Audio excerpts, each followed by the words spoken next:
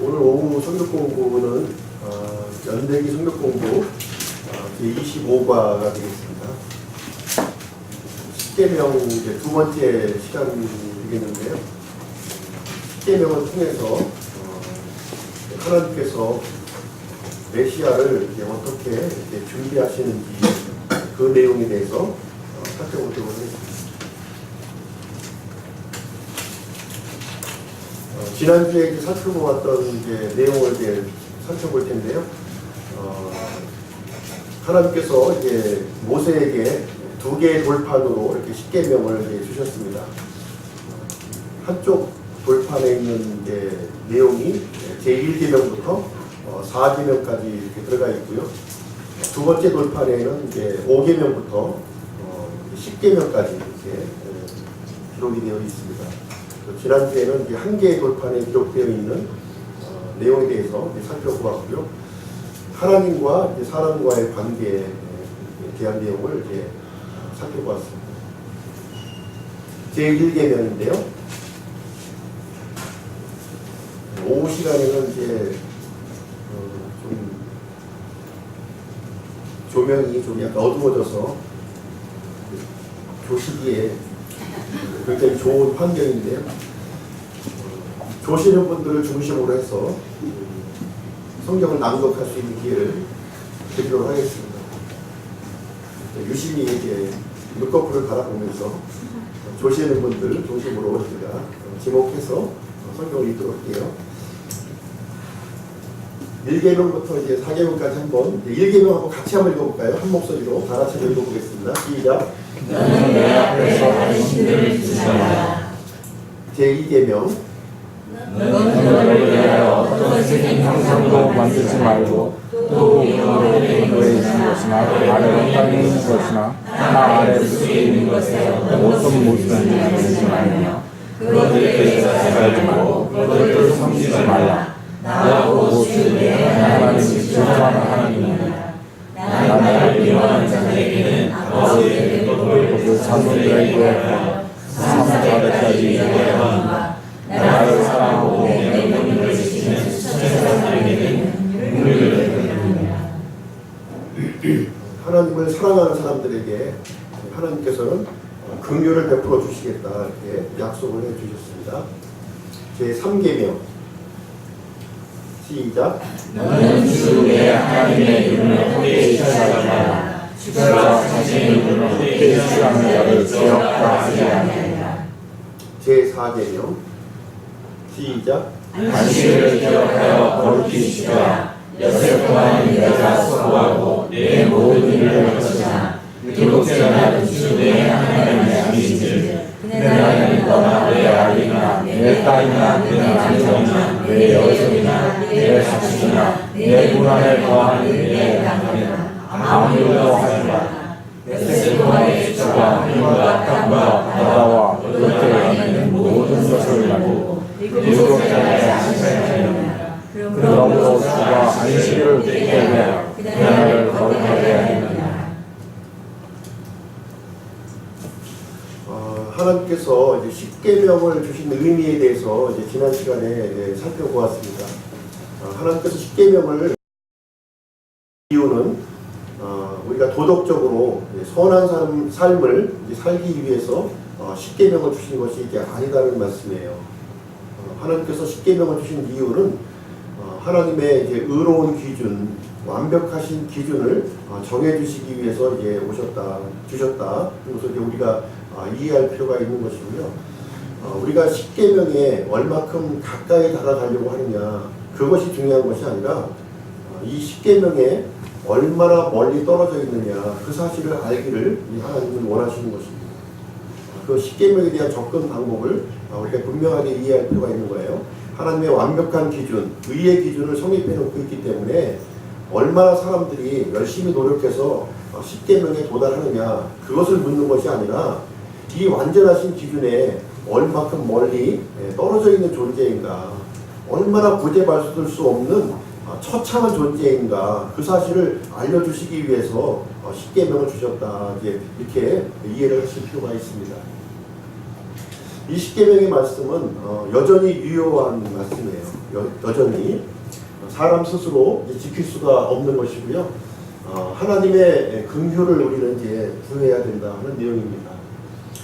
예수 그리스도께서 이제 사람의 몸을 입고 이 땅에 오셨는데 이 1계명부터 제4계명은 완벽하게 이렇게 성취를 하셨습니다. 사람의 몸을 입고.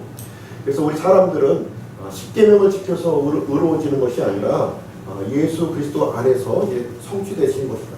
이 10계명을 성취하신 그 예수 그리스도 안에 들어갔을 때에 진정으로 10계명의 그 계명이 성취되는 것이라는 것입니다.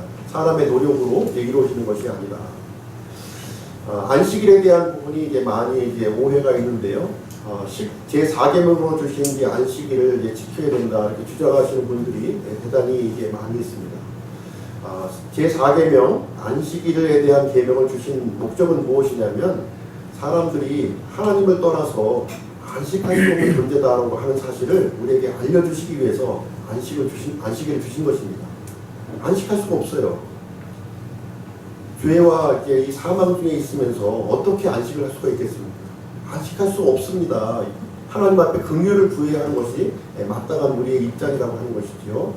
진정한 안식은 예수 그리스도 안에서 우리가 예수 그리스도 안에 들어갈 때 그때 하나님이 주시고자 하는 안식을 우리가 얻을 수 있다는 것을 알려주고 있는 것입니다.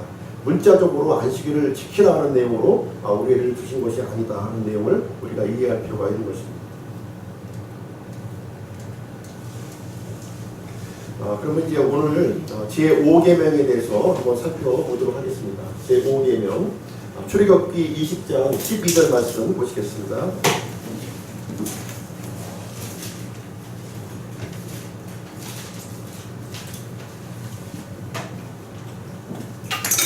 출애굽기 20장 12절을 다 같이 한번 읽겠습니다. 다 같이 시작.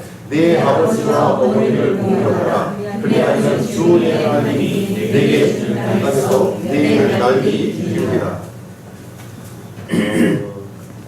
이제 사람과의 관계에 있어서 이제 계명을 주셨는데요.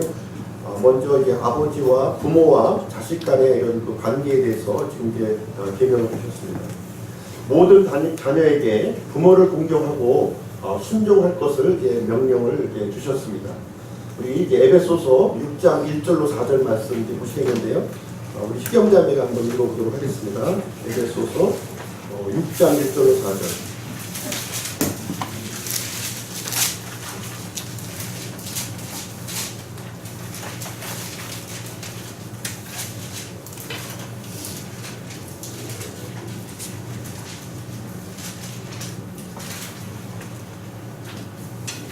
자녀들아 주 안에서 너희 부모에게 순종하라. 이것이 옳으니라. 네 아버지와 어머니를 공경하라. 그것은 약속 있는 첫째 명령이니 이것은 네가 잘되고 땅에서 장수하게 하려 합니다. 또 너희 아버지들아 너희 자녀를 노엽게 하지 말고 오직 주의 교육과 훈계로 양육하라. 네. 10계명을 이제 에베소서 6장에서 이제 다시 한번 하나님께서 우리에게 주셨는데요. 약속 있는 첫째 명령이라고 이렇게 말씀을 해주셨어요.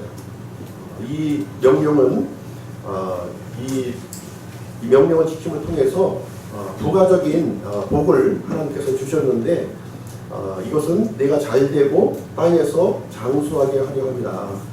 부모님을 이렇게 공경하고 부모님께 순종하게 되면 이 땅에서 장수하는 복을 이렇게 주셨다 이렇게 말씀을 해주셨습니다.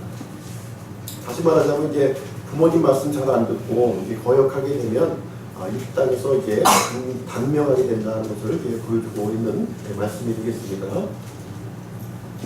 부모님에게 대적하는 것은 곧 하나님을 이제 대적하는 거예요. 이 부모님에게 주신 이 권위는 하나님께서 부여하신 것이기 때문에 하나님의 권위에 도전하는 것이다 이렇게 말씀을 우리에게 해주고 있는 것입니다. 이 세상에 살고 있는 모든 자녀들은 이 부모님을 온전하게 공경하고 순종할 수 있는 삶을 살 수가 없다는 것을 우리에게 보여주고 있습니다. 우리는 이제 누군가의 부모이기도 하고 누군가의 자녀이기도 하지만 완전하게 하나님의 말씀대로 이 법을 지키는 사람이 단 한 사람도 없다고 하는 사실을 우리에게 보여주고 있는 거예요. 예를 들어서 이제 제가 보면은 부모님 뒤에서 불평을 하는 것도 이렇게 죄라는 거예요. 여기 누구죠? 수영이가 지금 이제 자리에 없는데 이런 내용을 꼭 들어야 되는데 중요한 시간에 되면 이제 빠져서 뒤에서 불평하는 것, 이것도 죄라는 겁니다. 계명을 어기는 것이죠. 부모님을 무시하는 태도를 보이는 것, 이것도 죄예요. 부모님께 범하는 죄일 뿐만 아니라 하나님께 범하는 죄다. 이것을 분명하게 명시적으로 말씀해 주시는 겁니다. 일부러 거스르는 것, 일부러 반항하는 거 있잖아요. 뻔히 알면서 한번 좀 불탄 좀 한번 먹어보시오 하면서 반항하는 일이 있습니다. 그리고 울며 떼쓰는 것, 뭐 안 주면은 달라고 이제 울며 떼쓰는 것도 이 계명을 어기는 것이다. 이렇게 얘기를 해주고 있는 것입니다. 부모를 속상하게 하는 것, 부모님의 마음을 이렇게 막 후벼 파는 사람, 자녀들 있잖아요. 그렇죠? 그리고 침묵으로 반항하는 것, 이건 뭐 아주 교묘한 방법으로 아주 죄를 짓는 건데요. 말 안 하는 거죠. 예. 밥도 안 먹고 말도 안 하고 침묵으로 시위하는 것도 이것도 계명을 어기는 것입니다.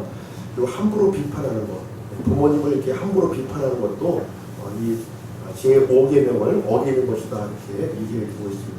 한 번이라도 이 계명을 어겼다면 전체의 계명을 어긴 것이고 10계명을 어긴 것이고 하나님과 영원히 분리되는 불호수에 들어갈 수밖에 없다는 사실을 우리에게 알려주고 있는 것입니다. 제6계명 한번 보겠습니다. 제6계명 출애굽기 20장 보겠습니다. 20장 13절 다 같이 한 목소리로 읽도록 하겠습니다. 시작.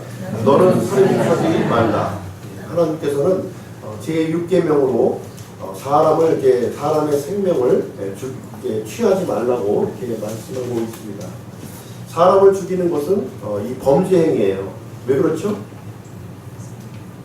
이 사람은 하나님의 형상대로 지으심을 받은 존재입니다. 그렇기 때문에 하나님의 형상을 입은 사람을 죽인다고 하는 것은 곧 하나님께 대적하는 그런 행위라는 것을 여기서 알려주고 있는 것입니다. 하나님께서는 모든 사람을 창조하셨고요. 또 각 사람들에게 하나님의 이 생명을 부여를 해 주셨습니다. 하나님께서 별도로 말씀하시지 않았다면 어느 누구도 사람의 생명을 취할 수 있는 권리는 없다. 이렇게 얘기를 해주고 있는 것입니다. 우리 로마서 12장 1절부터 5절까지 한번 보겠습니다.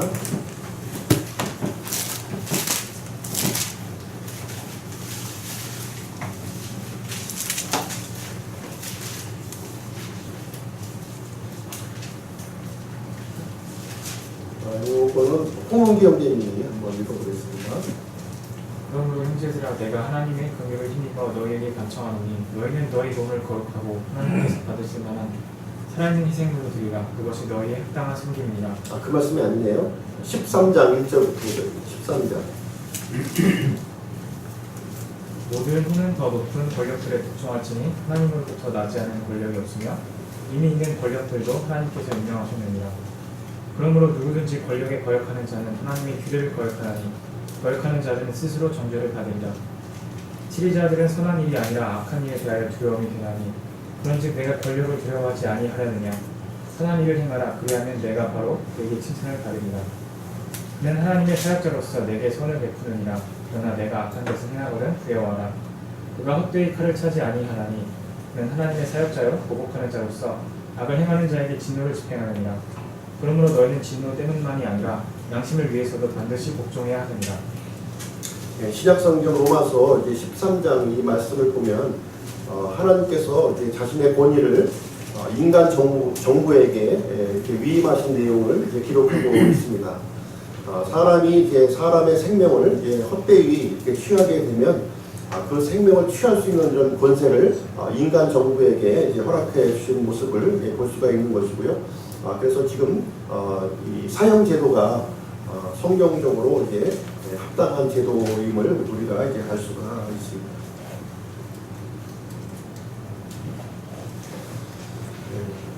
살인하지 말라는 이제 계명을 우리에게 주셨는데 예수님께서 다시 이 내용을 이제 설명을 해주셨어요.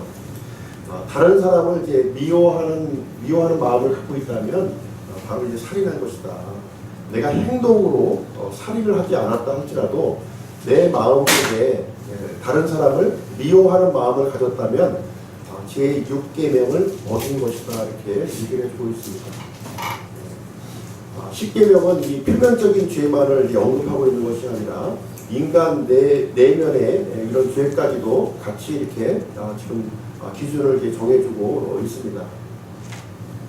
다른 사람이 만약에 죽기를 바란 적이 있습니까? 마음속으로 죽기를 바란 적이 있었다면 그는 이미 살인자다. 이렇게 성경은 우리에게 알려주고 있는 것입니다. 보다 높은 이런 법의 기준을 우리에게 보여주고 있는 것인데요. 우리 이제 뇌를 보시면 이제 뇌의 반응, 이제 뇌에 보면 이제 뇌 쇠포가 있습니다. 뇌 쇠포가 있는 신경세포가 이렇게 구성이 되어 있는데요. 내가 이제 어떤 살인을 이제 이렇게 실질적으로 살인을 했을 때에 뇌 쇠포가 이제 반응하는 부분에 이렇게 점하고 실제로 살인하지 않았는데 마음속으로 이제 미워하는 살인하는 마음을 이제 품었을 때 동일하게 그 뇌세포가 이제 그 점들이 활성화되는 점들이 활성화된다고 하는 사실을 이제 밝혀졌습니다. 이것이 이제 거울 효과라고 하는데요. 내가 행동하는 것과 내가 생각하는 것이 동일하게 이 뇌세포 자체는 동일하게 이렇게 반응하고 있다는 거예요. 하나님께서는 그 내용을 보시고 있는 것이고요.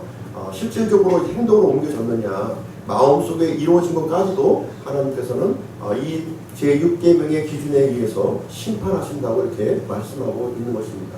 그래서 누군가 내가 미워했고 누군가 죽기를 바랬다면 제6계명을 이제 분명하게 어긴 것이고 하나님의 심판으로 영원한 불호수에 들어갈 수밖에 없는 존재들이다 이렇게 선언을 하고 있는 것입니다. 마태복음 5장 21절 22절 한번 읽어보도록 하겠습니다. 우리 전도진 형제님이 한번 읽어주시죠. 마태복음 5장 21절 22절.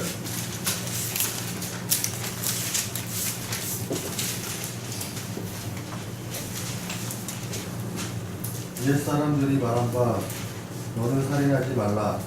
누구든지 살인하는 자는 심판의 위험에 처하게 되리라 한 것을 너희가 들었느나 나는 너희에게 이르노니 누구든지 까닭없이 자기 형제에게 화를 내는 자는 심판의 위험에 처하게 되고 누구든지 자기 형제에게 나가 하고 말하는 자는 공회의 위험에 처하게 되거니와 누구든지 너 어리석은 자여 하고 말하는 자는 지옥불의 위험에 처하게 되리라.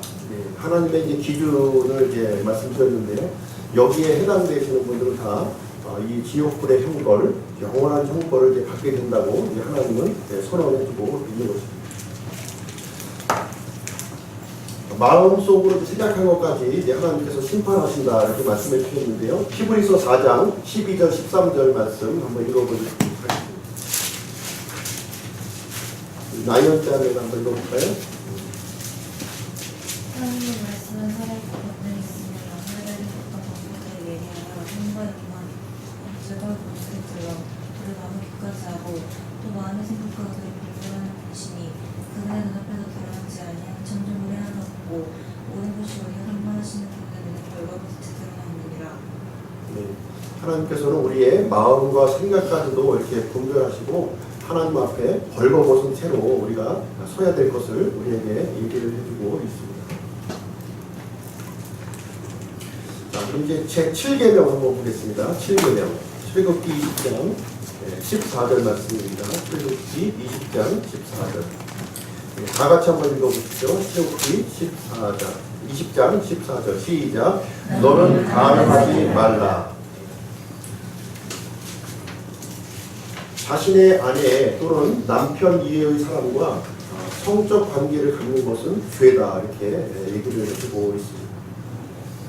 모든 성적 죄악에 대한 형벌은 하나님과 영원히 단절된다는 것을 우리에게 알려주고 있고요.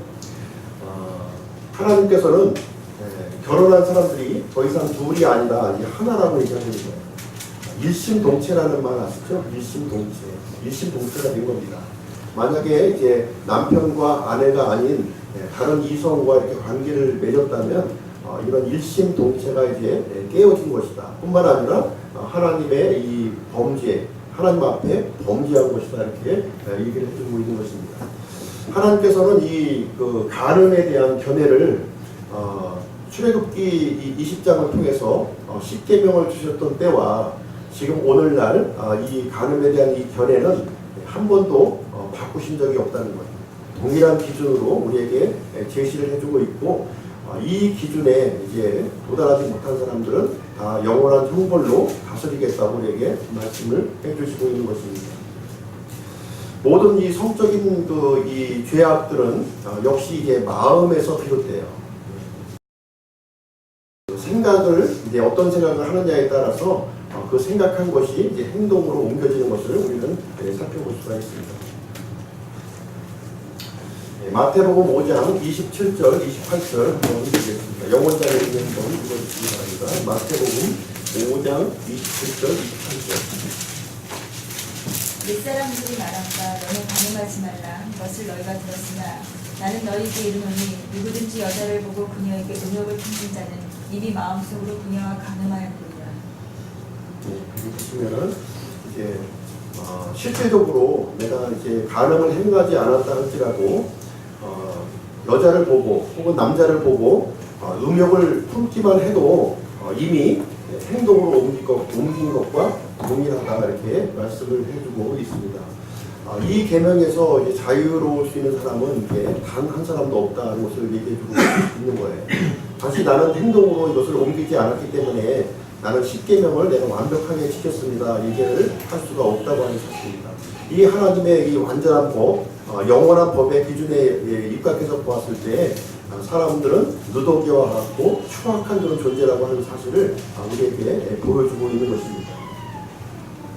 하나님께서는 우리의 생각뿐만 아니라 이제 우리의 욕구까지도 이제 다 아시는 분이시고요.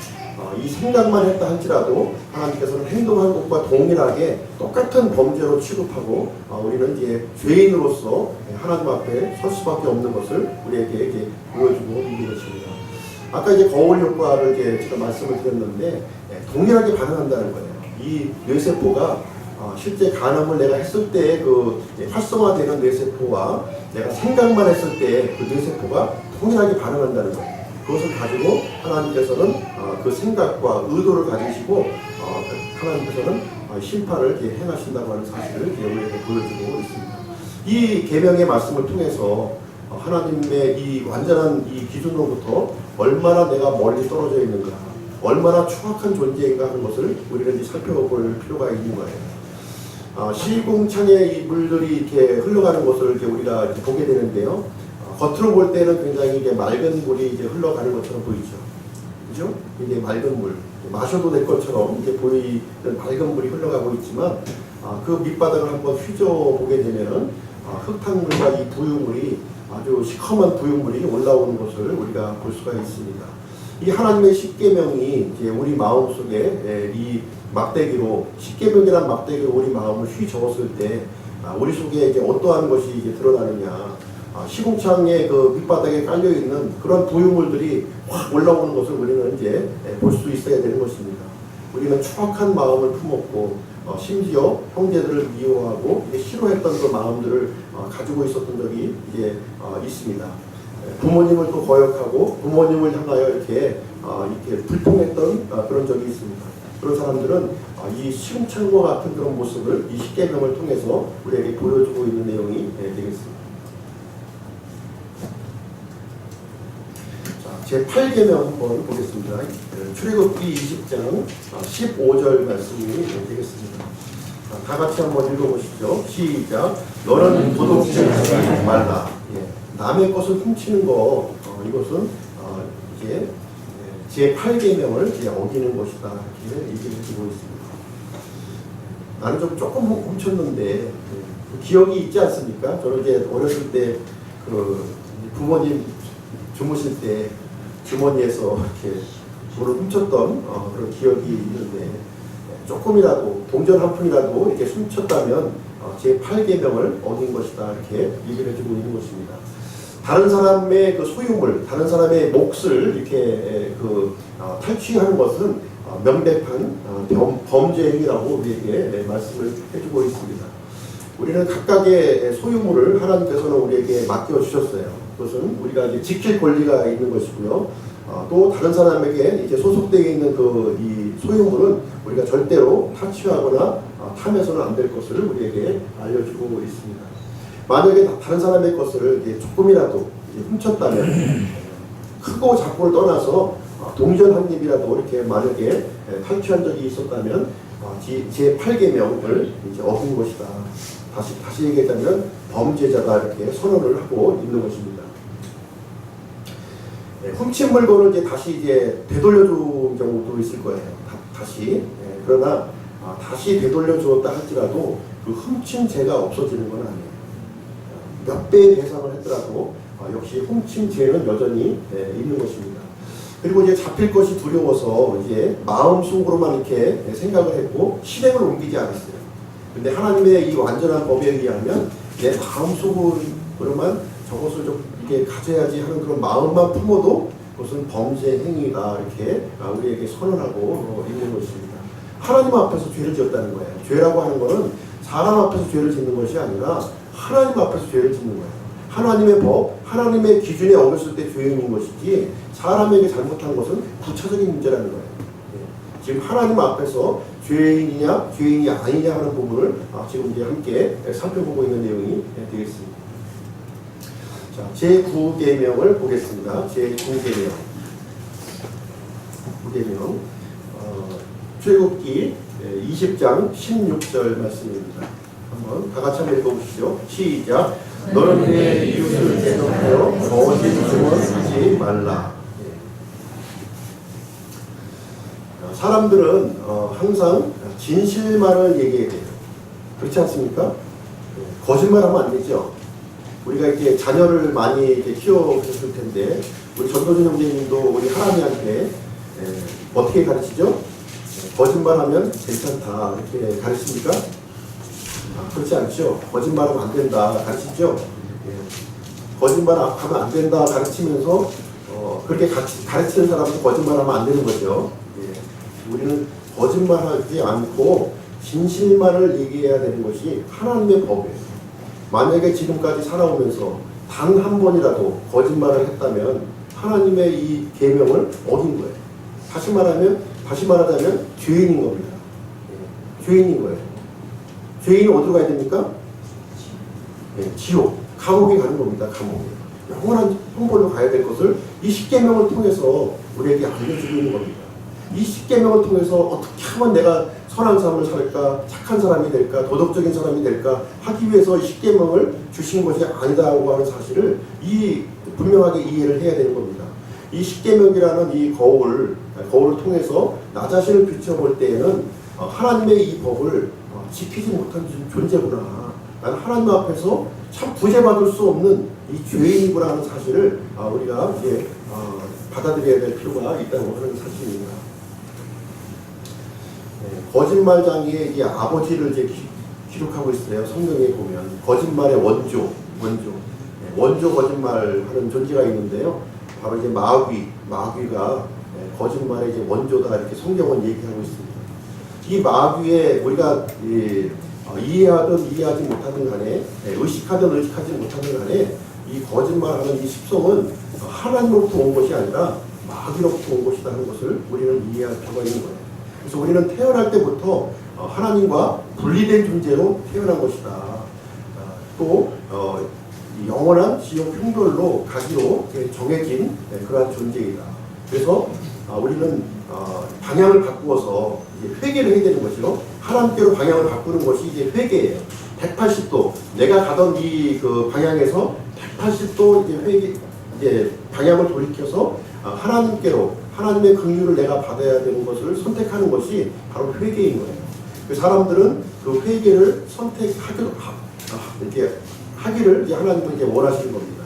그래서 하나님의 기록된 말씀을 통해서 우리에게 죄인이라고 하는 사실을 분명하게 각인시켜주고 있고요. 하나님의 긍휼과 하나님의 구원을 필요로 하는 존재라고 하는 사실을 우리에게 알려주고 있습니다. 그렇지만 이제 우리 사람들은 극구 이제 이 사실을 인정하지 않으려고 하는 모습을 볼 수가 있습니다. 1995년인가요? 그때 보면은 이제 오제이 심슨이라고 하는 유명한 이제 영화 배우가 있었죠. 총알을 탄 사나이라고 하는 이제 영화 이제 배우였고요. 흑인 배우였는데 굉장히 잘생겼어요. 미국 이제 풋볼 이제 대표 선수로서 굉장히 유명한 그런 사람이었는데 돈도 굉장히 많이 벌어서 아주 큰 저택에서 이렇게 살게 되었는데 어느 날 아내가 이제 어떤 남자하고 집에서 함께 있는 모습을 발견을 한 것이죠. 그래서 어떻게 했습니까? 이 분노가 이제 타올라서 자기 부인과 같이 함께 있던 그 남자를 이제 난도질을 해서 죽였습니다. 그래서 살인을 한 거죠. 부인뿐만 아니라 함께 있던 남자까지 이제 어떤 그 나쁜 상상력을 근거로 해서 이제 죽였습니다. 그렇게 하고서 이제 자신의 이 살인 행각을 감추기 위해서 어떻게 했습니까? 변호인단을 이렇게 구성을 해서 자신이 무죄임을 이렇게 거짓 증언을 법정에서 거짓 증언을 이렇게 변호인단으로 하여금 거짓 증언을 이렇게 하게 하고 자신은 무죄 판결을 이렇게 받았습니다. 세상 법정에서 이제 무죄 판결을 이제 받은 것이죠. 일사부재리의 원칙에 의해서 이제 그 후에 이 오제이 심슨이 이제 그 살인범이라고 하는 사실이 밝혀졌음에도 불구하고 이제 죄로부터 이제 벗어나는 그런 일이 이제 발생이 되었습니다. 나중에 이제 이 죄인인 것이 이제 밝혀지고 이 남자 쪽의 유족 측에서 이제 소송을 다시 이제 제기를 또 진행을 했습니다. 형사적으로는 이제 무죄 판결을 받았지만 민사적으로는 아직 이게 해결이 안 된 것이죠. 그래서 민사의 그 재판에서 이제 승소를 해서 지금 이제 보상금을 이제 받는 것으로 지금 이제 되어 있는데 보상 금액이 상당히 엄청난 것 같아요. 한 330억 정도의 보상 판결이 이제 받아진 경우가 있습니다. 하나님께서는 이 거짓 증언을 이제 미워하십니다. 거짓 증언을 미워하시고 이 세상 법정은 이렇게 피해 갈 수도 혹시 있을지는 모르겠지만 이 세상에서는 이렇게 자신의 이런 거짓된 것들이 덮어질 수가 있습니다. 밝혀지지 않으면 덮여질 수가 있지만 하나님 앞에 섰을 때 그 거짓 증언은 명확하게 이렇게 드러난다고 이렇게 얘기를 해주고 있습니다. 이 거짓말의 원조, 이 마귀로부터 이제 거짓말이 이제 우리 사람들에게 들어오게 되었는데요. 이 거짓말이 이제 아담과 이브, 최초의 조상인 아담과 이브에게 전달이 되어졌고, 아담과 이브는 그 후손들에게 전달이 되어졌고, 후손들은 조상들에게, 우리 조상들에게 전달이 또 되어졌고, 지금 현재 살고 있는 모든 사람들에게 이 거짓말이 우리 속에 들어와 있어서 사실 우리가 이제 밥 먹는 횟수보다 이렇게 돌이켜 보면은 거짓말하는 횟수가 더 이제 많이 있는 것을 우리는 살펴볼 수가 있습니다. 한번 잠자기 전에 이렇게 한번 생각을 해보시면 오늘 내가 몇 번 거짓말했는가 이렇게 한번 생각해 보시면 헤아릴 수 없는 거짓말을 순간순간 했던 모습을 우리는 살펴볼 수가 있는 것이고요. 이 하나님의 이 구계명을 이렇게 비추어 볼 때 나는 어떤 존재입니까? 명백한 죄인이죠. 그죠? 지옥에 갈 수밖에 없는, 영원한 형벌에 갈 수밖에 없는 그런 존재라고 하는 것입니다. 하나님의 이 기준 앞에 섰을 때 자신 있게 나는 의로운 존재다 이렇게 쓸 수 있는 사람은 단 한 사람도 없다. 이 지옥으로 어찌할 수밖에 없이 지옥으로 갈 수밖에 없는 우리 사람들에게 하나님께서는 긍휼의 손길을 이제 건져주고 있는 모습이 되겠습니다. 이 사람들, 지옥에 갈 수밖에 없는 결정된 이 사람들을 이제 구출하기 위해서 하나님이 이제 일을 하시는 거예요. 안식이 깨어졌고 이 일을 하시는 장면이 이제 진행이 되고 있는 것입니다. 먼저 알아야 될 것은 바로 이 사실을 알아야 된다는 겁니다. 우리가 어떤 존재냐, 얼마나 하나님의 이 기준 앞에, 완전하신 하나님 기준의 앞에 섰을 때 얼마나 이 추악한 존재냐, 구제받을 수 없는 죄인이냐 하는 사실을 깨닫기를 원하신다고 하는 사실이에요. 그랬을 때 우리가 구원의 길이 열려지는 것이지, 그래도 나는 10계명 중에 최소한도 한 80%는 지켰지 않은가 이렇게 생각하는 사람들은 하나님의 구원을 받아들이기가 대단히 어렵다는 겁니다. 대단히 어렵다는 거예요. 이 10계명의 한 말씀 한 말씀을 통해서 나는 죄인이구나, 구제받을 수 없는 철저한 죄인이라고 하는 사실을 우리가 뼛속 깊게 우리는 볼 수 있어야 되는 것입니다. 요한복음 8장 44절은 이제 거짓의 아비 사탄에 대해서 이제 기록하고 있는 말씀이고요.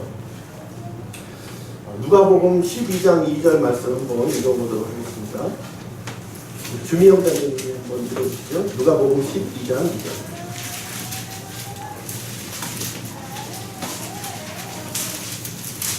한국절이니까요. 한번 읽어보겠습니다. 12장 2절. 덮어둔 것 중에서 드러나지 아니할 것이 없고 숨겨진 것 중에서 알려지지 아니할 것이 없나니. 예. 덮어둔 거, 이렇게 덮어두면 이제 그냥 모든 것이 이제 없어진 것으로 이제 생각하는 경우가 이제 많이 있는데, 그것이 이제 만천하에 다 드러난다 이렇게 얘기해 주고 있습니다. 고린도전서 4장 5절 말씀을 김영희 장로님 읽어주세요. 그러므로 주께서 오실 때까지 때가 이르기 전에 아무것도 판단하지 말라.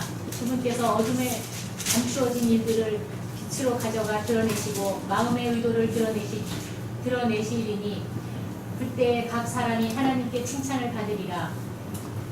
네, 하나님께서 이제 감추어진 것들, 이런 것들을 빛 가운데 다 이렇게 드러내신다 이렇게 얘기를 했습니다. 마치 이제 시공창불의 그 밑바닥이 더러운 것들을 다 끄집어서 이렇게 끌어올리겠다는 겁니다. 하나님께서는 히브리서 4장 12절, 13절 정현수 선생님이 읽어주세요.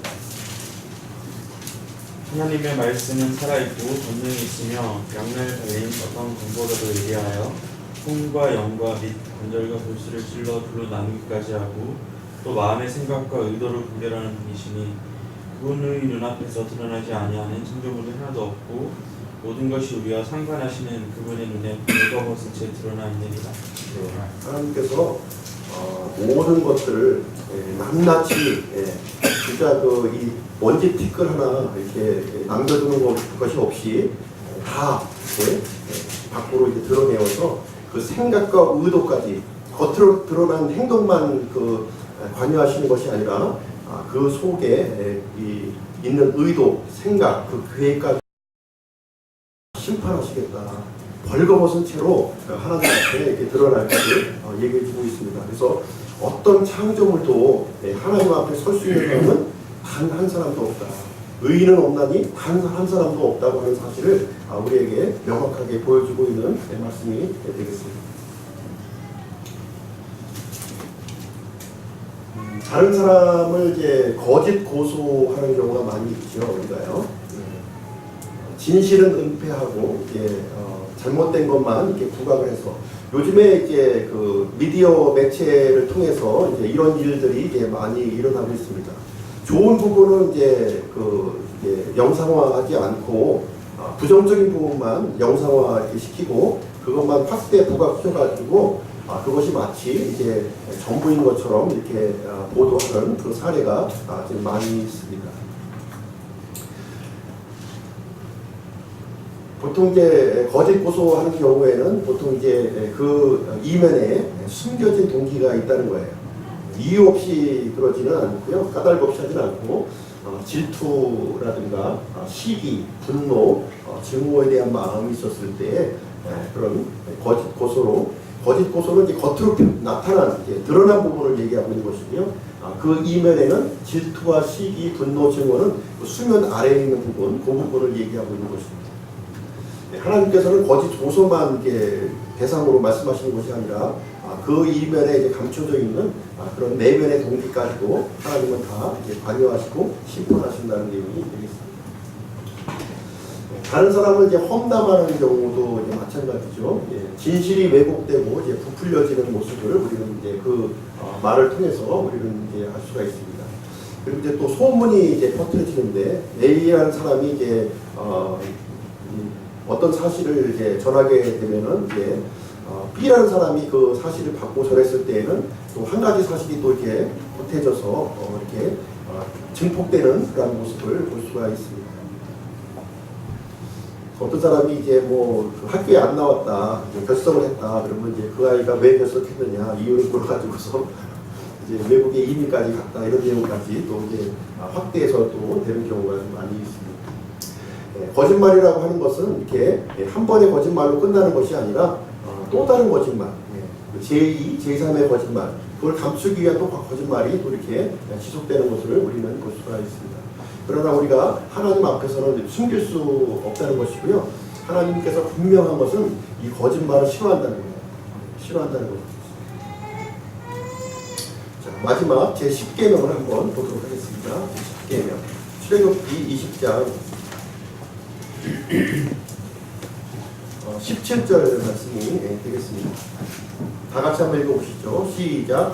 너는 내 이웃을 탐내지 말라. 너는 내 이웃의 아내나 그의 남종이나 그의 여종이나 그의 지여나 그의 낙이나 네 이웃의 아무것도 탐내지 말라. 마지막 10계명이 이제 탐심에 대한 부분을 얘기해주고 있습니다. 탐심. 남의 소유물에 대해서 탐내지 말라 이렇게 얘기를 하고 있는데요. 사실 이제 천주교에서는 이 마지막 10계명을 또 둘로 나누어서 9계명, 10계명으로 이렇게 구성을 해놓고 있고요. 제2계명은 이제 삭제하고 있습니다. 하나님께서는 탐심을 갖지 말라 이렇게 얘기를 해주고 있습니다. 탐심을 갖게 되면 바로 이제 10계명을 이제 10번째 계명을 얻은 것이다. 탐심 역시 사탄에게 속한 죄예요. 마귀에게 이렇게 속한 죄임을 우리에게 얘기해주고 있습니다. 우리가 태어나면서 이 다른 사람의 물건을 이렇게 탐냈다면 바로 10번째 계명을 얻은 것이다. 이렇게 얘기를 해주고 있습니다. 이 탐심이 이제 마귀로부터 이렇게 왔다고 이렇게 말씀을 드렸는데 우리가 이제 실험을 한번 해봤어요. 사탕 30개를 이렇게 정확하게 세서 두 사람에게 나눠줬습니다. 두 사람에게 이렇게 A라는 사람과 B라는 사람에게 나눠져 있는데 그 두 사람에게 이제 물어본 거예요. 누구의 사탕이 더 많을까 이렇게 물어보았습니다. 그랬을 때 그 두 사람은 공통적으로 다른 사람의 사탕이 더 많게 보인다는 거예요. 분명하게 동일하게 30개의 사탕을 이렇게 나눠줬, 물론 모르게 나눠줬죠. 모르게 나눠줬지만 공통적인 것은 다른 사람의 것이 더 커 보인다는 겁니다. 내가 갖고 있는 것은 작게 보이고 다른 사람이 갖고 있는 것은 커 보인다는 거예요. 그래서 본질적으로 우리 사람은 탐심을 이제 갖고 있는 겁니다. 다른 사람, 내가 갖고 있는 것을 볼 줄 알아야 되는 건데 하나님께서는 내가 갖고 있는 것을 보라고 그러신 거예요. 내가 갖고 있는 것. 갖고 있는 많은 것들이 있지 않습니까? 다른 사람들이 갖고 있지 못한 많은 것들이 내가 갖고 있는데 그것을 보라고 말씀하시는데 마귀는 뭐를 보라고 그러냐면 다른 사람이 갖고 있는 것을 이제 보라고 얘기하는 거예요. 근데 이제 이걸 통해서 이제 착시 효과가 또 일어나게 되고 탐심이 이제 일어나고 궁극적으로는 이제 이 도둑질과 이제 거짓말이 이제 거기서 이제 또 생겨나는 모습을 우리는 살펴볼 수가 있습니다. 그래서 마귀는 이제 이 욕망을 갖고 있는 사람들을 이렇게 이용하기가 굉장히 쉽습니다. 어떤 욕구, 이제 영적인 이런 우리 이제 사모함도 이제 하나님을 이제 가까이 할 수 있지만 이런 세상적인 욕구를 이제 우리가 많이 갖게 되면 마귀의 그 이용 대상이 될 수가 있어요. 그래서 이 10번째 계명이 굉장히 이제 통해서 마귀에게 이용당할 수 있는 그런 소지가 많이 있기 때문에 하나님께서는 탐심을 갖지 말라 이렇게 분명하게 얘기를 해주고 있는 것입니다. 여기에는 이제 여러 가지가 다 포함이 되어 있는데 내 이웃의 집을 이제 탐하지 말라 이렇게 얘기했고요. 구체적으로 이제 명시한 내용을 보시면 내 이웃의 집을 탐하지 말라. 그리고 내 이웃의 아내를 탐하지 말라. 그리고 그의 남종이나 그의 여종이나 그의 소, 그의 나귀, 내 이웃의 소유물들 이런 것에 대해서 탐심을 갖지 말아야 될 것을 우리에게 명령으로 주신 것입니다. 권고사항으로 주신 게 아니라 명령으로 주신 것이고요. 이것을 어겼을 때에는 너는 이제 죄인이다 이렇게 판시를 하고 있는 것입니다.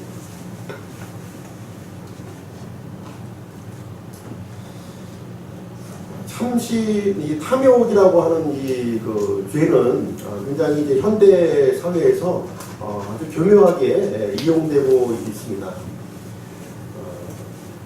어떤 형태로 이제 나타나냐면 굉장히 교묘한 형태로 우리에게 이제 나타나고 있는데요. 다른 사람에게 이제 지지 않으려고 이제 허세를 부리는 것도 사실 이제 탐욕에 해당된다 이렇게 말씀하고 있습니다. 뭔가 이제 내가 갖고 있지 않음에도 불구하고 갖고 있는 것처럼 이렇게 얘기를 하고 있다면 그 자체도 이제 탐심을 이제 갖고 있는 것이다 이라고 있습니다. 요즘에 이제 TV 이제 광고를 이렇게 보시면은 이 사람들의 이제 내면에 갖고 있는 이 탐욕을 부채질하고 있는 모습을 이제 많이 볼 수가 있어요. 광고를 열심히 보게 되면 이제 저 물건을 이제 내 것으로 이렇게 사야겠다 하는 강렬한 요구가 내면에 깊숙이 해서 올라오고 있는 모습을 보는 것을 이렇게 발견하게 되는데요. 가능하면 이제 광고를 보지 않도록 이제 노력하는 것이 이제 중요하고, 광고주들은 가능하면 많은 사람들이 광고를 볼 수 있도록 이렇게 노력하고 있는 모습을 우리도 살펴볼 수가 있습니다. 요즘에 이제 우리가 이제 신용카드를 이제 많이 이제 사용하고 있는데요. 신용카드가 사실 이제 탐심을 많이 이제 부추기는 거죠. 내가 현금이 없으면 예전에는 이제 물품을 구입하지 못했는데, 지금은 내가 현금이 내가 없더라도 내가 원하는 물건들을 살 수 있도록 이제 함으로 인해서 카드 빚이 이제 굉장히 많이 이제 증가가 됐고, 그거로 인해서 이게 빚의 노예가 지금 이제 되고 있는 상황을 우리는 살펴볼 수가 있습니다. 그리고 이제 이 탐욕이라고 하는 것이 현대 사회에서 어떤 자기 신분의 어떤 위치로 또 이제 사용이 되고 있어요. 그러다 보니까 더욱더 이 탐욕을 이렇게 부추기는 그러한 문화 속에 우리는 이제 살고 있다. 그래서 이 제10계명을 통해서 우리가 그러한 기준에서 이제 멀어지지 않도록 우리가 좀 노력할 필요가 있는 것이고요. 이 기준에 비교해서 나는 분명히 하나님의 10번째 계명을 어길 수밖에 없는 그런 죄인이라고 하는 사실을 우리 이제 벗어날 수가 없는 겁니다. 이 죄인의 분례에서 벗어날 수가 없는 그런 존재라는 것을 우리에게 이제 보여주고 있는 것입니다. 그리고 이제 마지막 때에 하나님께서는 이 탐욕, 우리가 갖고 있는 탐욕에 대해서는 심판을 분명하게 하실 것이다 이렇게 말씀하고 있습니다. 자, 1 내지 이제 4계명, 10계명까지 우리가 살펴보았는데요. 1에서부터 4계명까지는 하나님과 이제 관계에 대한 그런 명령이 이제 되겠습니다. 그리고 이제 오늘 살펴본 5계명부터 10계명까지는 사람과의 이런 관계에서 이제 주신 그런 명령이 되겠습니다. 이 계명은 하나님께서 직접 손가락으로 이렇게 쓰신 거예요. 손가락으로 쓰셔서 이 사람이 이제 이해하고 읽을 수 있는 그 글자로 우리에게 분명하게 우리에게 주신 말씀이 되겠습니다. 모세가 2개의 돌판을 이렇게 깎아서 이렇게 준비를 해주셨고, 하나님께서는 손가락으로 여기에 우리가 지켜야 할 이 계명을 주셨고, 지키라고 주기보다는 오히려 이 기준에 비춰보았을 때 모든 사람들은 죄 아래 팔려있는 존재라고 하는 것을 명시적으로 알려주시기 위해서 10계명을 주셨다는 사실을 우리는 볼 필요가 있습니다. 이 10계명 돌파는 이제 지금 이제 보존되고 있지 않고 있는데요. 이 출애굽 당시에 언약궤 속에 이렇게 보관되어 있었습니다. 자, 오늘 이제 10계명을 2시간에 걸쳐서 이제 살펴보았는데, 지금까지 이제 가졌던 그 10계명에 대한 내 생각과 2시간 동안 이제 십계명에 대해서 우리가 살펴보고 어떤 그 이제 개념의 변화가 생겼는지는 이제 잘 모르겠습니다. 분명한 것은 이제 이 십계명을 통해서 하나님의 이 엄격한 기준, 완벽한 기준에 비추어 보았을 때 모든 사람들은 죄인이다. 영원한 형벌을 받을 수밖에 없는 죄인이다. 그래서 십계명이 얼마큼 내가 가까이 가려고 노력하는 것이 아니라 십계명에 얼마나 우리가 멀리 떨어져 있는 존재인가를 우리가 파악하는 것이 대단히 중요한 것입니다. 자, 여기 이제 범법에 대한 이제 노력이 이제 나오고 있는데요. 그래서 사람들은 이게 하나님께서 십계명을 주시기도 하셨지만 우리 마음속에 이 양심이라는 것을 또 이렇게 주셨어요. 양심을 통해서도 마찬가지로 우리가 선한 존재가 아니라고 하는 사실을 끊임없이 이렇게 알려주고 있는데요.